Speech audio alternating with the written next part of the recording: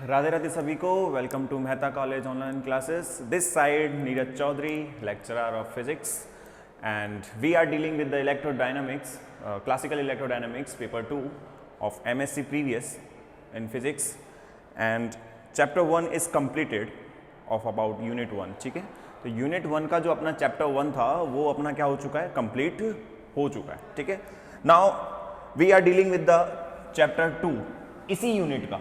ठीक है, अपने पास में यूनिट चल रही है उसका नाम क्या है, इलेक्ट्रोस्टैटिक्स। नाम क्या है, electrostatics. And chapter 2,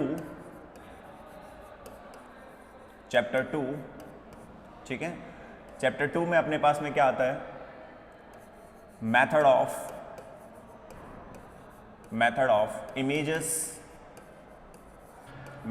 images and conductors. ठीक है, ये अपने पास में टॉपिक का या फिर चैप्टर का अपने क्या कह सकते हैं, नाम कह सकते हैं। ठीक है, कुछ टॉपिक्स हैं इसके अंदर, ठीक है, उनको अपने को क्या करना है, स्टडी करना है।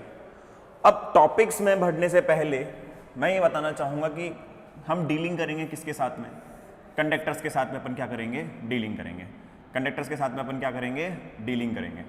एक ठीक, कंडक्टर्स के साथ में अपन क्या करेंगे, डीलिंग करेंगे।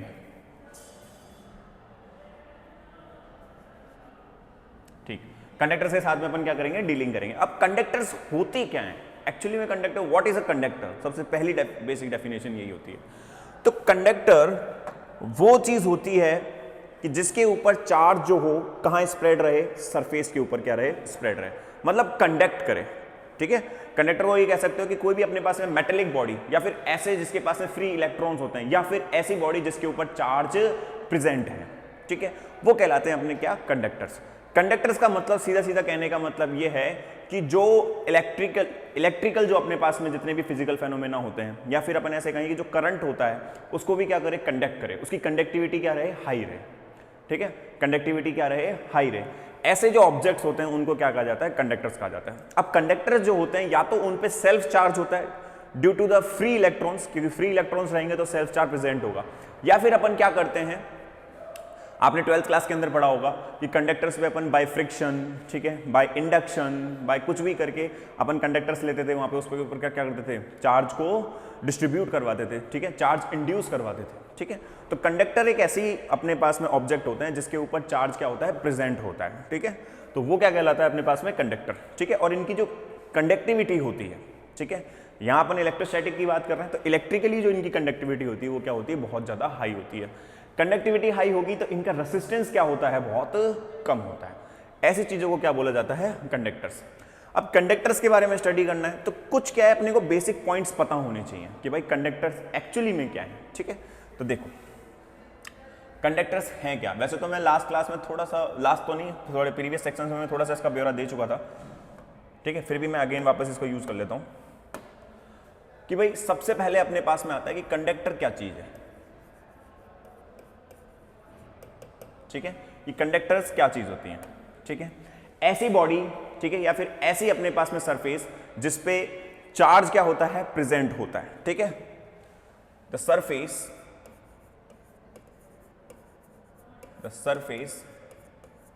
और ऑब्जेक्ट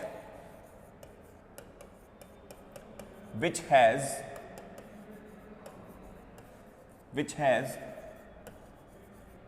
some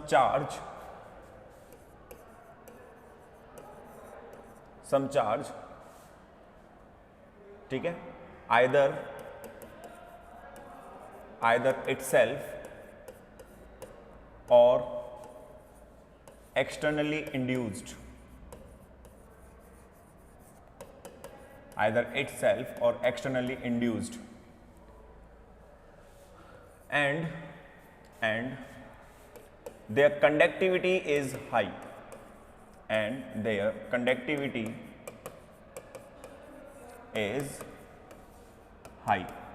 ठीक है,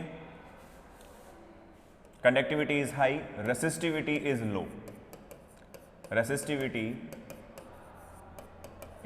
लो, ठीक है। तो अपने पास में ऐसे चार्ज, ऐसी body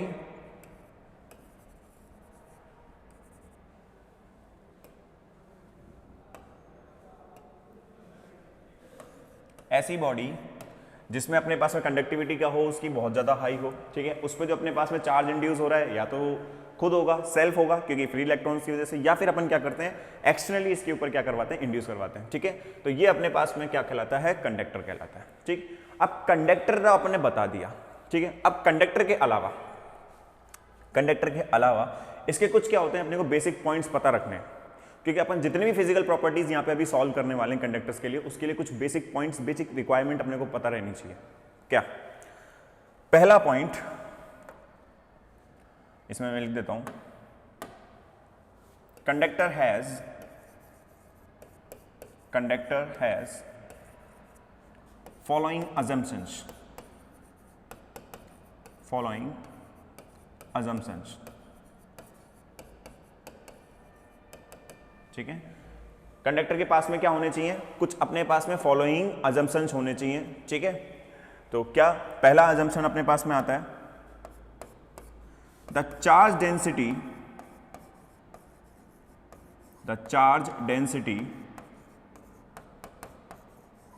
inside the conductor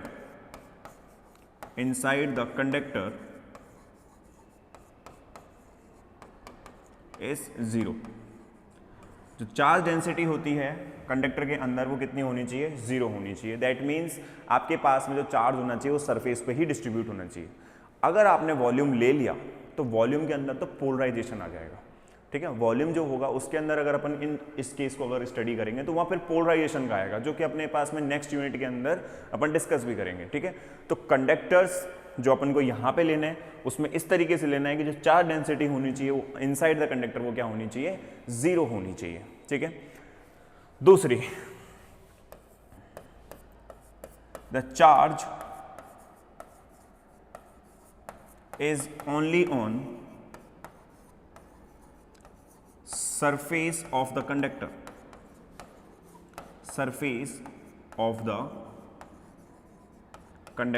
not inside the region,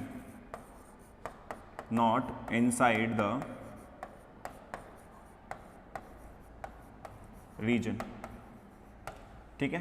तो अपने पास में जो चार्ज होगा वो ओनली ऑन कहाँ रहेगा, सरफेस पे रहेगा कंडक्टर के, ठीक है, सरफेस पे रहेगा और इनसाइड द रीजन नहीं होना चाहिए, ठीक है। अपने पास में मेन चीज क्या है, इनसाइड द रीजन अपने पास में ये नहीं होना चाहिए, ठीक। तीसरा point,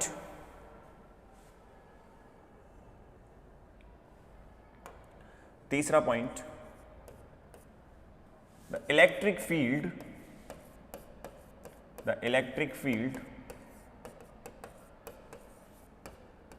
inside the region is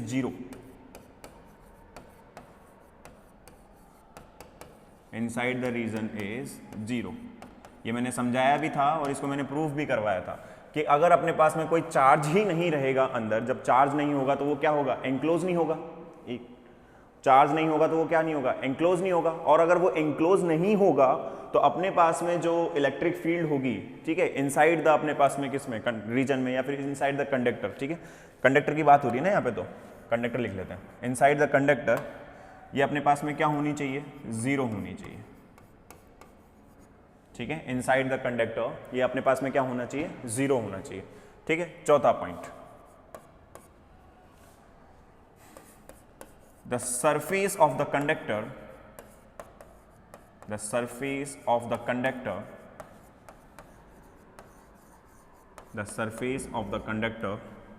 is of equipotential surface,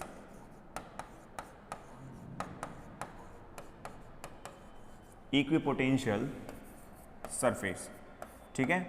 कहने का मतलब ये है कि अगर अपने पास में कोई कंडक्टर है और उसके सरफेस के ऊपर अपने पास में कुछ पोटेंशियल बना हुआ है, तो वो पोटेंशियल कैसा होना चाहिए आपका, वो होना चाहिए इक्विपोटेंशियल। मतलब हर एक पॉइंट पे जो पोटेंशियल होगा वो क्या होगा, उस पर इक्वलाइज होगा, ठीक है। ऐसे नहीं है कि भाई किसी एक पॉइंट पे आप निकाल रहे हो V1 और किसी दूसरे पॉइंट पे निकल रहा है V2, नहीं, वो सारे अपने पास में सरफेस पे क्या रहेगा, सेम रहेगा, ठीक है।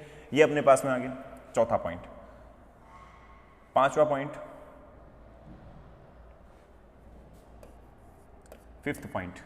फिफ्थ पॉइंट ये है, द डायरेक्शन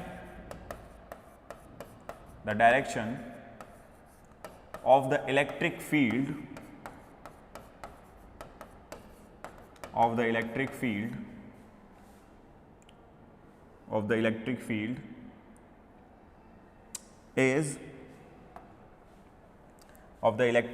कौन सी इलेक्ट्रिक फील्ड, वही बात कर लेते हैं अपन, ठीक है। The direction of the electric field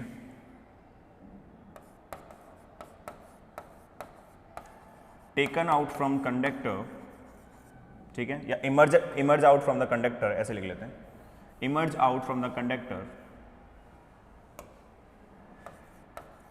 emerge out from the conductor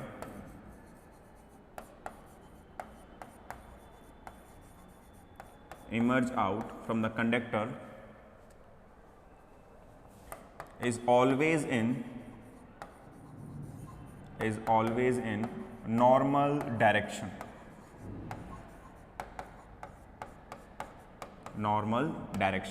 ठीक है। तो ये हमेशा अपने पास में किस डायरेक्शन में होना चाहिए, ये होना चाहिए आपके पास में नॉर्मल डायरेक्शन के अंदर आना चाहिए, ठीक है। अगला पॉइंट लिखते हैं, 6th पॉइंट। अब देखो नॉर्मल डायरेक्शन का मैं थोड़ा सा एक चीज और समझा देता हूं। नॉर्मल डायरेक्शन कैसे, जैसे मान लो अपने पास में कोई एक कंडक्टर है, ठीक है, तो इससे जो इलेक्ट्रिक फील्ड निकलेगी वो नॉर्मल डायरेक्शन में निकलेगी हमेशा। किस डायरेक्शन में जाएगी, नॉर्मल बनेगी। मतलब इसके बीच में अगर मैं यहाँ पे टेंजेंशियल डालता हूँ इस सरफेस पे, और ये जो अपने पास में इलेक्ट्रिक फील्ड होगी ये हमेशा किस डायरेक्शन में होगी, नॉर्मल डायरेक्शन में होगी, परपेंडिकुलर ही निकलेगी।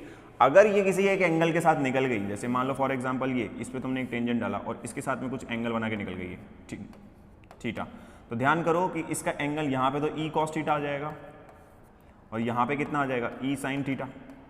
तो इसके इलेक्ट्रिक फील्ड के दो कंपोनेंट आ जाएंगे यहाँ पे, और दो कंपोनेंट आ जाएंगे तो फिर अपने पास में ये सॉल्व ही नहीं होगा, ठीक है। सॉल्व नहीं होगा मतलब कॉम्प्लेक्स क्वांटिटी क्रिएट कर लेगा ये यहाँ पे, और ऐसा तो हो ही नहीं सकता क्योंकि अपने पास में देखो इक्विपोटेंशियल सरफेस है।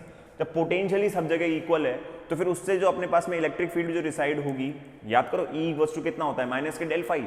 माइनस का डेल फाई आपको क्या बताता है, ग्रेडियंट के बारे में बताता है, और ग्रेडियंट तो हमेशा नॉर्मल डायरेक्शन में आएगा। यहाँ तो अपने पास कंपोनेंट आ जाएंगे तो कंपोनेंट अपने पास में रिसाइड हो नहीं सकते, ठीक है। तो ध्यान रखना है अपने को ये चीज़।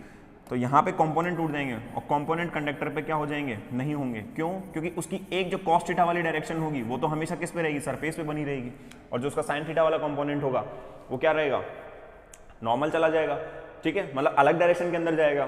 तो दोनों कंपोनेंट उसके ऊपर आ जाएंगे और दोनों कंपोनेंट उस पर आ गए तो फिर अपने पास में अलग अलग इलेक्ट्रिक फील्ड आएगी, क्योंकि कॉस थीटा अपना कंपोनेंट देगा, साइन थीटा अपना कंपोनेंट देगा, और दोनों इलेक्ट्रिक फील्ड अलग अलग आ गई। दैट मीन्स अलग अलग पोटेंशियल जनरेट होगा, और अलग अलग पोटेंशियल अगर जनरेट हुआ तो फिर इक्विपोटेंशियल सरफेस अपने पास में क्या हो जाएगी, वैनिशेस हो जाएगी। जबकि ऐसा नहीं होता है, जो पोटेंशियल होता है वो आपका कैसा होता है, इक्वल होता है सरफेस के ऊपर, ठीक है। तो ये कुछ पॉइंट्स हैं जो अपने को रिमेंबर रखना है।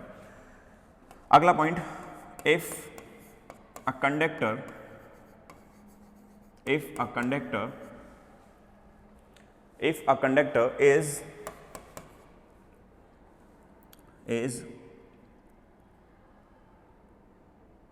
put in the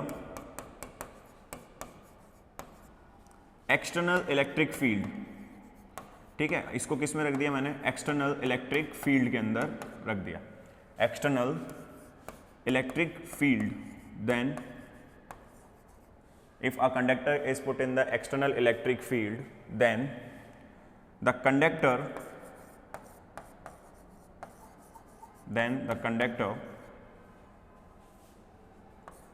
has induced opposite charges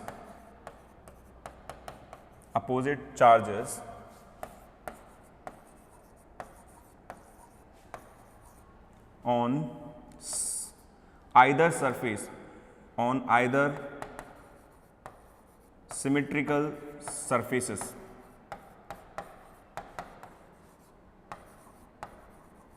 ठीक है, सिमेट्रिकल सरफेसेस। कहने का मतलब ये है सीधा सीधा कि अपने पास में अगर, इसमें मैं तुम्हें आपको डायग्राम से समझा देता हूँ कि अपने पास में इफ इन केस ये कोई अपने पास में कंडक्टर है, ठीक है, और इस कंडक्टर को आपने किस में रख दिया, एक यूनिफॉर्मली मेरे पास में जो भी है एक्सटर्नल इलेक्ट्रिक फील्ड के अंदर रख दिया। जैसे ये बाहर इलेक्ट्रिक फील्ड लगा दी इसके ऊपर, ठीक है, और ये इलेक्ट्रिक फील्ड यहां से जा रही है, तो इलेक्ट्रिक फील्ड इसके ऊपर होके जा रही है अपने पास में। तो होगा क्या एक्चुअली में, इसके ऊपर क्या होगा, अपने पास में जो चार्ज होगा, ठीक है, वो इंड्यूस हो जाएगा। प्लस तो एक तरफ आ जाएगा, क्योंकि प्लस चार्ज हमेशा कहाँ जाता है, इलेक्ट्रिक फील्ड की डायरेक्शन में जाता है, ध्यान रखना इसको। और जो नेगेटिव चार्ज होगा वो यहाँ आ जाएगा। होल तो न्यूट्रल रहेगा, ये होल तो अपने पास में कैसा रहेगा, ये न्यूट्रल ही बना रहेगा, ठीक है।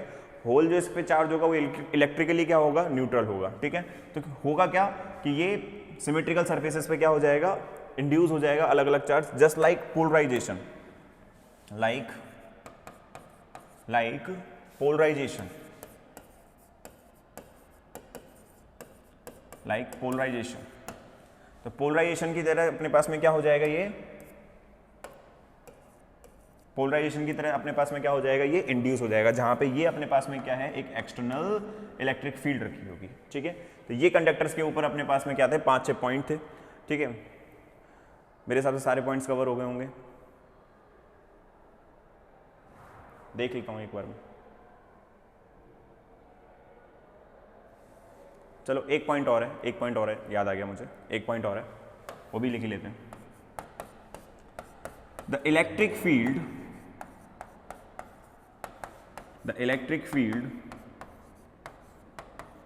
just outside the conductor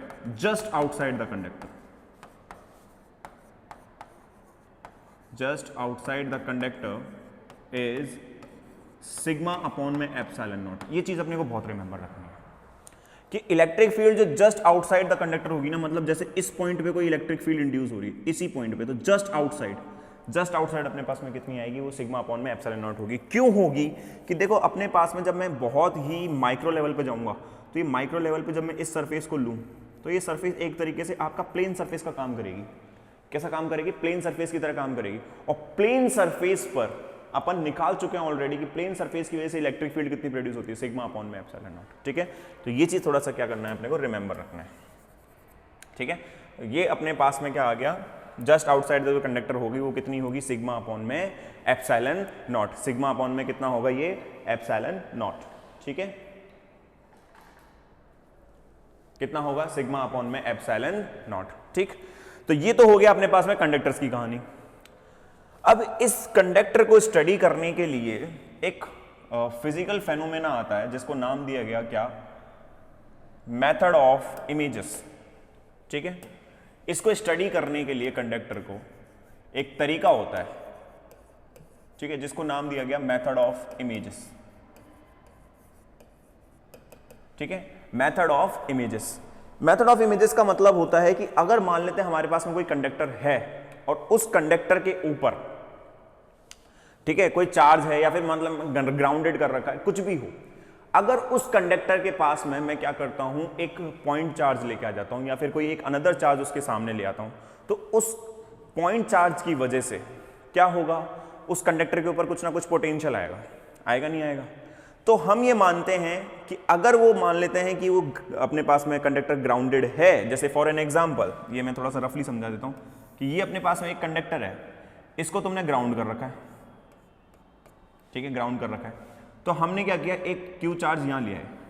अगर मैं ये क्यू चार्ज यहां पे लेके आता हूं तो ऑब्वियस इसको, अब एक बताओ, इस चार्ज की वजह से, प्लस चार्ज की वजह से यहां पे एक माइनस चार्ज इंड्यूस होगा, भाई इस पे क्या हो जाएगा, माइनस चार्ज इंड्यूस हो जाएगा, ठीक है, क्योंकि अपने पास में कंडक्टर क्या है, पॉजिटिव चार्ज आ गया, पॉजिटिव चार्ज क्या करेगा, इस पे नेगेटिव चार्ज को क्या करेगा, इंड्यूस करेगा।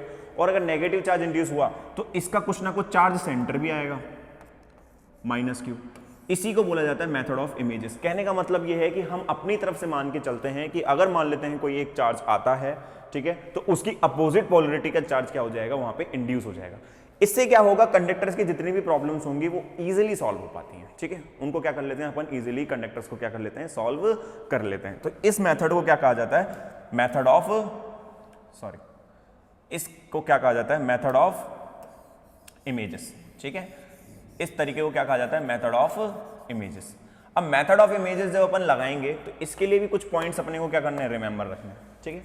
अब मेथड ऑफ इमेजेस में सबसे पहले तो आता है कि अपने इसमें क्या इंड्यूस हो रहा है, एक इंड्यूस चार्ज आ रहा है जिसको बोला जाता है image charge.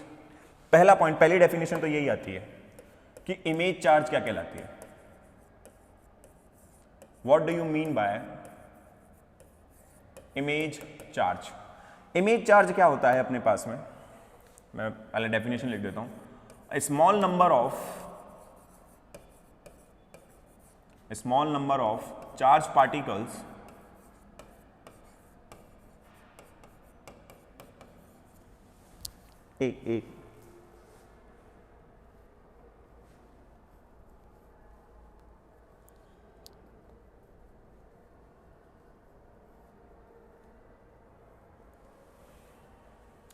small number of charged particles of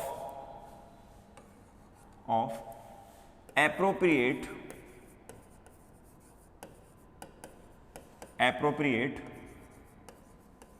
magnitude.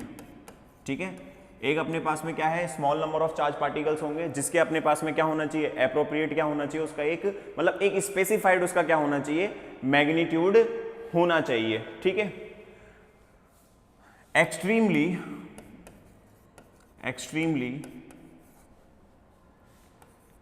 extremely to the entire region, extremely to the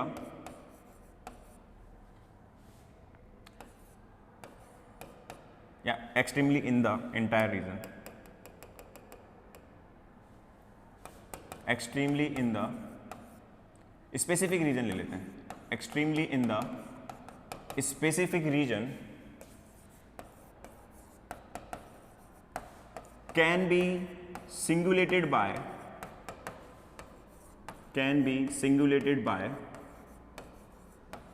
the required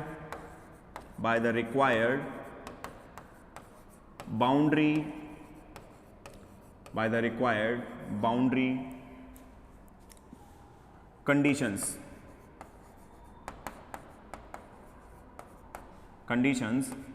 These charges are known as image charge। ठीक है, मतलब सिग्निफिकेंटली अपने पास में एक चार्ज पार्टिकल्स होते हैं स्मॉल नंबर के जिनकी एप्रोप्रिएट मैग्नीट्यूड होना चाहिए। Extremely in the specific region, जिस रीजन के अंदर अपन इसको क्या करेंगे, कैलकुलेट करेंगे, उसकी बात कर रहा हूं मैं। Extremely in the specific region can be singulated by the required boundary conditions. That means उसके ऊपर बाउंड्री कंडीशंस का कोई फर्क नहीं पड़ना चाहिए। ठीक है, अपन बाउंड्री कंडीशंस को क्या कर सकते हैं यहाँ पे, मतलब इस चार्ज की वजह से उस बाउंड्री कंडीशंस पे कोई फर्क नहीं पड़ना चाहिए। इस तरीके से अपने पास में क्या होगा, इंड्यूस होगा। ठीक है, ये इंड्यूस होता है अपने पास में, तो इसी इंड्यूस चार्ज को भी क्या कहा जाता है, इमेज चार्ज कहा जाता है। तो ये एक बेसिक डेफिनेशन है इमेज चार्ज की। ठीक है, अब मेथड ऑफ इमेजेस के अपने पास में क्या होते हैं, फॉलोइंग अजम्पशंस होते हैं कुछ। ठीक है, पहले वो बात कर लेते हैं। देखो, मेथड ऑफ इमेजेस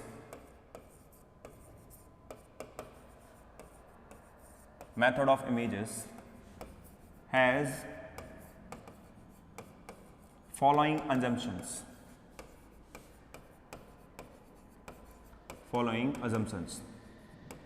ठीक है, पहला assumption क्या है, पहला तो यही है कि without violating the boundary conditions, जो अपने पास में इमेज चार्ज होगा वो इस तरीके से प्रोड्यूस होना चाहिए कि वो जो सामने जो अपने पास में चार्ज आया है, जो भी अपने पास में पॉइंट चार्ज को लेके आए, उसके क्या हो, मैग्नीट्यूड में इक्वल आए। ठीक है, मैग्नीट्यूड में कैसा आया है, वो इक्वल आए एंड अपोजिट इंड्यूस हो। ठीक है, without violating the boundary conditions, without violating the boundary conditions,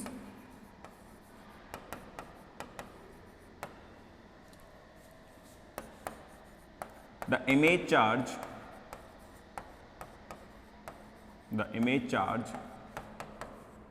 induced,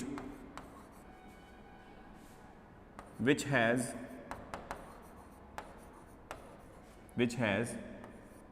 equal magnitude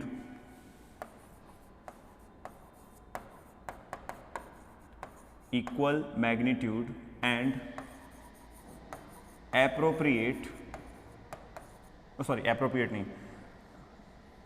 नहीं, equal magnitude and opposite nature।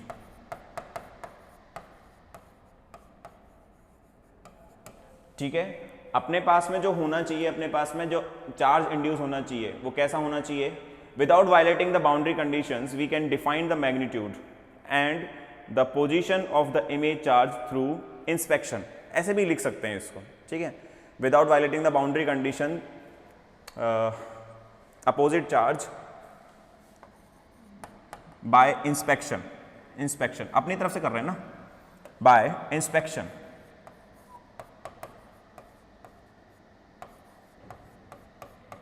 Bye inspection, क्योंकि एक तरीके का इंस्पेक्शन मेथड होता है, ये अपनी तरफ से कर रहे हैं अपन, ठीक है. तो ये कैसा मेथड होता है, इंस्पेक्शन मेथड कहलाता है अपनी तरफ से.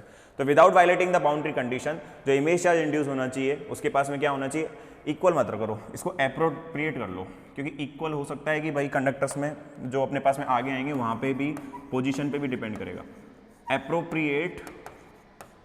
अप्रोप्रिएट मैग्नीट्यूड, ठीक है, appropriate magnitude and opposite nature at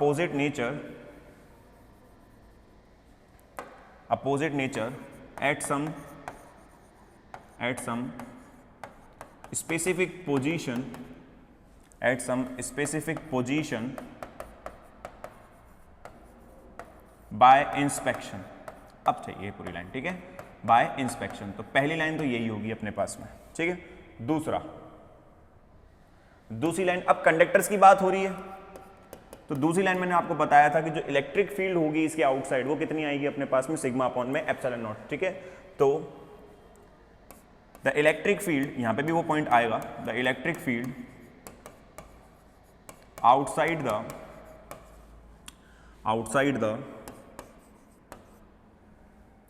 the conductor is sigma upon में epsilon naught. So from here we calculate the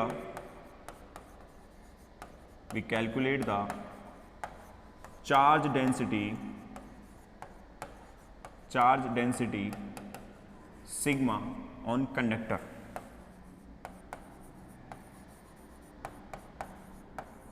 ठीक है, ऑन कंडक्टर, ठीक है. तीसरा पॉइंट इसका,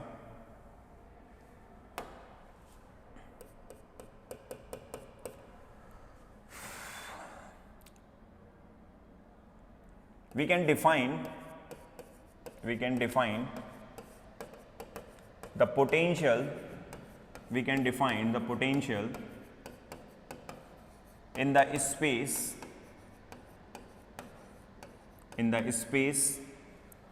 due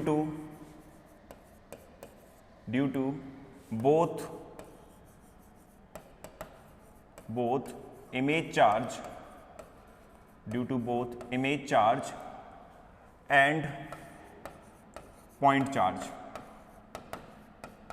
ठीक है. तो अपन क्या कर सकते हैं, इस पॉइंट चार्ज की मदद से और इमेज चार्ज की मदद से क्या कर सकते हैं, पोटेंशियल को क्या कर सकते हैं, डिफाइन कर सकते हैं. किसी भी, मतलब अगर मान लो हमारे पास में कोई कंडक्टर है, उसके चारों तरफ कुछ स्पेस फैला हुआ है. अब उस कंडक्टर पे मैंने क्या किया, मैं समझा देता हूं थोड़ा सा. फॉर एन एग्जाम्पल, ये एक कंडक्टर है, ठीक है. इस कंडक्टर के पास में देखो पूरे में स्पेस फैला हुआ है, ये पूरा एक वॉल्यूम है, इसके इर्द गिर्द है ना वॉल्यूम. अगर इसके इर्द गिर्द वॉल्यूम है तो मैंने क्या किया कि यहाँ पर एक क्यू चार्ज ले आया मैं. इस क्यू चार्ज की वजह से क्या होगा, इस पर एक नेगेटिव चार्ज इंड्यूस होगा. तो हम क्या कर सकते हैं, इस नेगेटिव चार्ज, इस पॉजिटिव चार्ज की वजह से इस स्पेस में किसी भी पॉइंट पे क्या निकाल सकते हैं, पोटेंशियल निकाल सकते हैं, ठीक है. तो वो कोई भी पोटेंशियल अपन क्या कर सकते हैं, डिफाइन कर सकते हैं इस तरीके से. तो मेरे लाइन का कहने का मतलब यही है, ठीक है. तो अपन क्या कर सकते हैं, पोटेंशियल इधर निकाल सकते हैं, ठीक है. अब पोटेंशियल निकाल सकते हैं तो ऑब्वियस ही बात है, तो फिर भैया आप तो वो भी निकाल सकते हो, वर्क डन निकालने में क्या दिक्कत है. अगर पोटेंशियल आ गया तो वर्क डन निकालने में भी कोई प्रॉब्लम नहीं है, ठीक है. अब ये क्यों नहीं हट रहा, एक मिनट, ठीक है. तो अपन क्या कर सकते हैं, वर्क डन भी निकाल सकते हैं, ठीक है. चौथा पॉइंट ये है, method of images also calculate the work done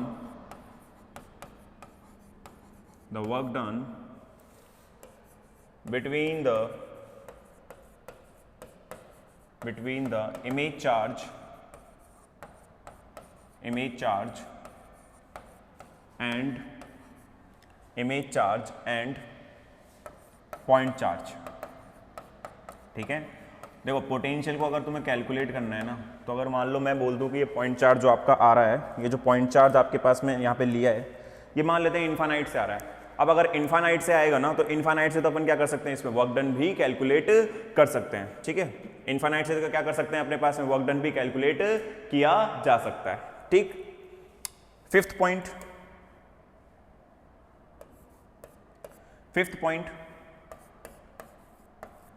the electric field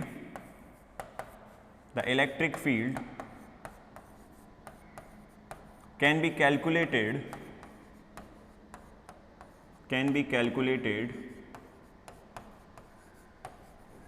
by the electric potential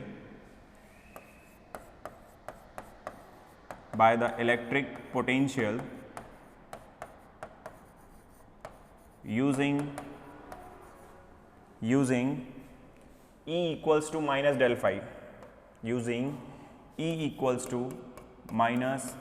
phi, ठीक है, ये अपने पास में इसको यूज करते हुए अपन क्या कर सकते हैं, अगर अपने पास में अगर मान लो स्पेस के अंदर अगर आपको इलेक्ट्रिक फील्ड निकालनी है, ठीक है, मैंने तो जस्ट आउटसाइड की बताई थी, जस्ट आउटसाइड तो कितना होगा, सिग्मा अपॉन में एप्सिलॉन नॉट। लेकिन हम अगर स्पेस के बारे में पता लगाना चाहते हैं कि उन दो चार्जेस की वजह से उस स्पेस में कितना इलेक्ट्रिक फील्ड अपने पास में प्रोड्यूस होगा, तो अपन क्या करेंगे, स्पेस का अपन पहले क्या निकाल लेंगे, पोटेंशियल निकाल लेंगे, और उस पोटेंशियल का क्या कर देंगे, ई बराबर माइनस डेल फाई मेथड लगा के अपन क्या कर लेंगे, यहाँ पे इलेक्ट्रिक फील्ड को कैलकुलेट कर लेंगे। ठीक है, with the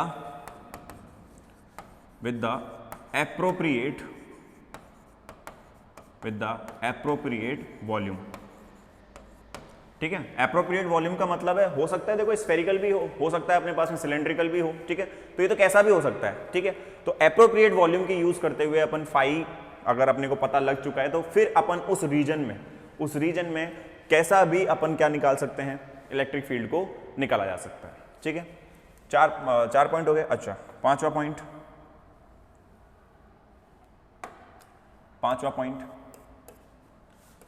the image charge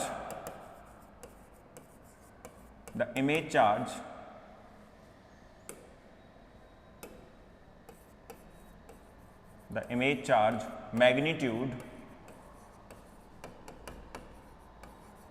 can be calculated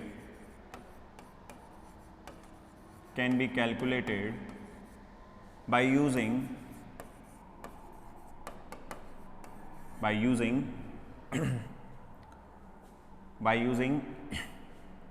Q equals to rho ds। ठीक है, Q इज इक्वल टू कितना हो जाएगा अपने पास में, रो डी एस। अगर अपने पास में चार्ज डेंसिटी सरफेस पर ही आ रही है ना, यहाँ तो सरफेस की बात करेंगे, तो अपने पास में क्या हो जाएगा, रो डी एस। इस फॉर्मूले को यूज करते हुए अपन ये भी पता लगा सकते हैं कि उस कंडक्टर पर जो अपने पास में चार्ज इंड्यूस हुआ है उसकी वैल्यू कितनी होगी। ठीक है, तो ये भी अपने पास में यहाँ से कैलकुलेट किया सकता है, क्योंकि देखो ये निकाल लोगे आप सिग्मा क्या बताएगा अपने पास में, चार्ज डेंसिटी किसके ऊपर, कंडक्टर के ऊपर, और कंडक्टर के ऊपर अगर अपने पास में चार्ज डेंसिटी आ गई तो उस पर जो अपने पास में चार्ज इंड्यूस हो रहा है वो भी कैलकुलेट किया जा सकता है। ठीक है, यूजिंग दिस मेथड। ठीक है, आगे अगला point, sixth,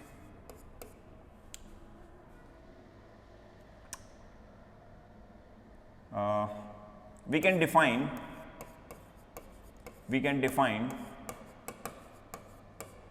the force between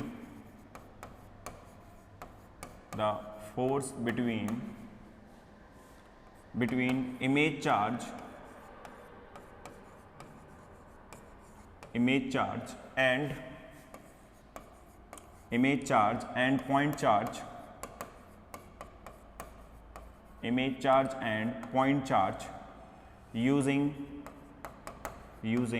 Coulomb's law।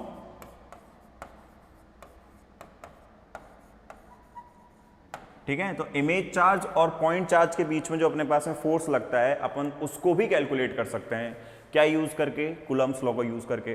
देखो फोर्स आ जाएगा तो वर्क डन आ जाएगा, वर्क डन आ गया तो पोटेंशियल भी निकाला जा सकता है, पोटेंशियल को आप बिना वर्क डन के भी निकाल सकते हो, ठीक है। तो अगर अपने पास में पोटेंशियल आ गया तो इलेक्ट्रिक फील्ड आ सकती है, इलेक्ट्रिक फील्ड आ जाएगी अपने पास में, तो पूरे कंडक्टर की जो भी अपने पास में फिजिकल सिग्निफिकेंस, फिजिकल क्वांटिटीज बन रही थी, ठीक है, जो भी अपने पास में फिजिकल क्वांटिटीज बन रही थी, भाई कंडक्टर की वजह से क्या क्या फिजिकल क्वांटिटी बन सकती है, इलेक्ट्रिक फील्ड और उसका पोटेंशियल। इसके अलावा अपन ने कोई तीसरी चीज पढ़ी नहीं, हाँ मतलब चार्ज पढ़ा और चार्ज डेंसिटी। मेरे हिसाब से इन चार चीजों के अलावा अभी तक अपन ने इलेक्ट्रोस्टैटिक्स में और कुछ नहीं पढ़ा है, ठीक है। कोई भी अपने पास में अगर चार्ज है और अगर अपने पास में चार्ज डिस्ट्रीब्यूटेड भी है किसी सरफेस पे, तो अपन ने किस किस के बारे में पढ़ा है, एक तो उससे इलेक्ट्रिक फील्ड के बारे में, एक उससे पोटेंशियल के बारे में, ठीक है, एक उससे चार्ज डेंसिटी के बारे में, ठीक है, और एक उसके ऊपर चार्ज। और देखो वो सारा का सारा तरीका ये रखा हुआ है, ठीक है। तो मेथड ऑफ इमेजेस जो होगा वो कंडक्टर की जितनी भी फिजिकल क्वांटिटीज होती हैं उनको सॉल्व करने में बड़ा आसान कर देता है, ठीक है। तो ये मेथड ऑफ इमेजेस था।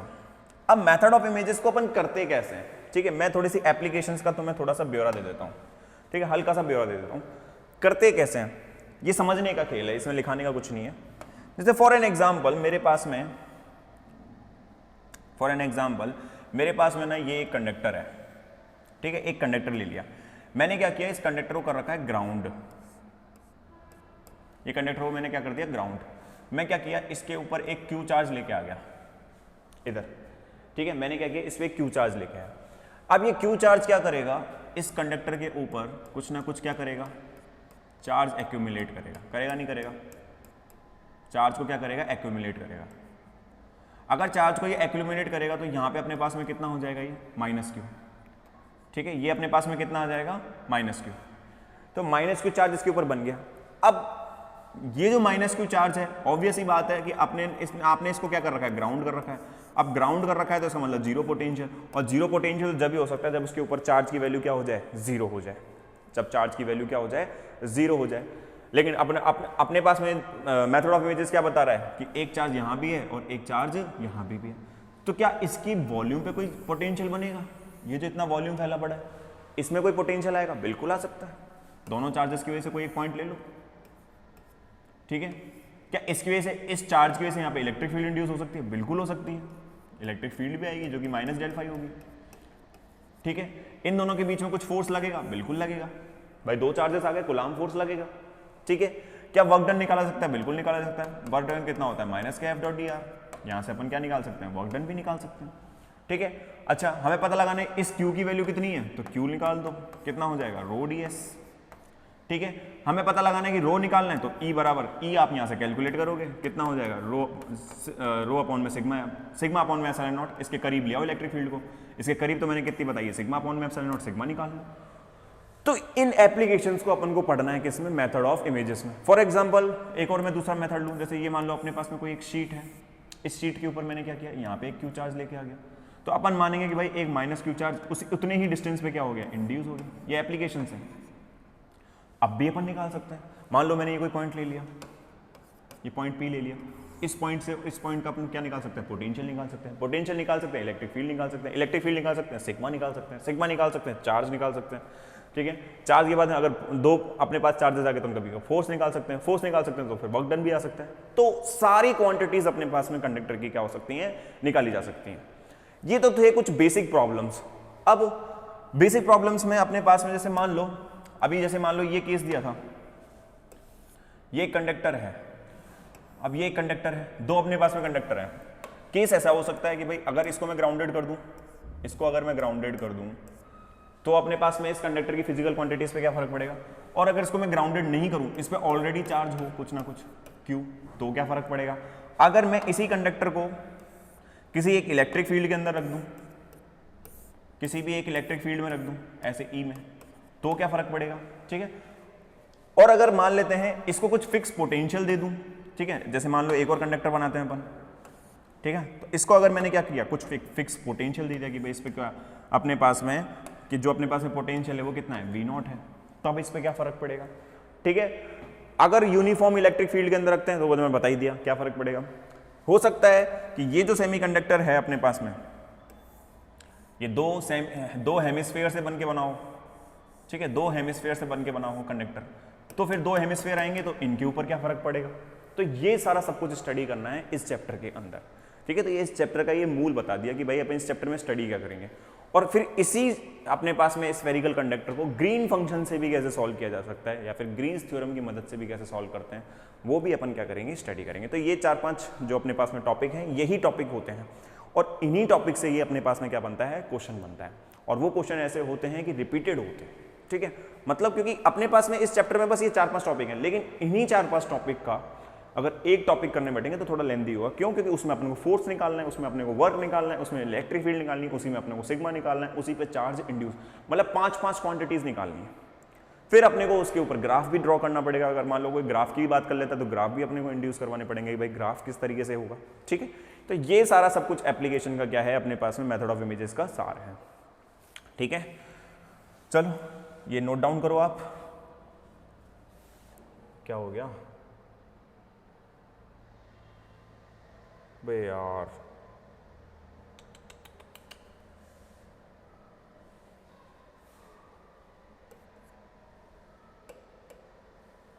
ये तो डाटा गायब हो गया, पूछो कैसे पता लगा?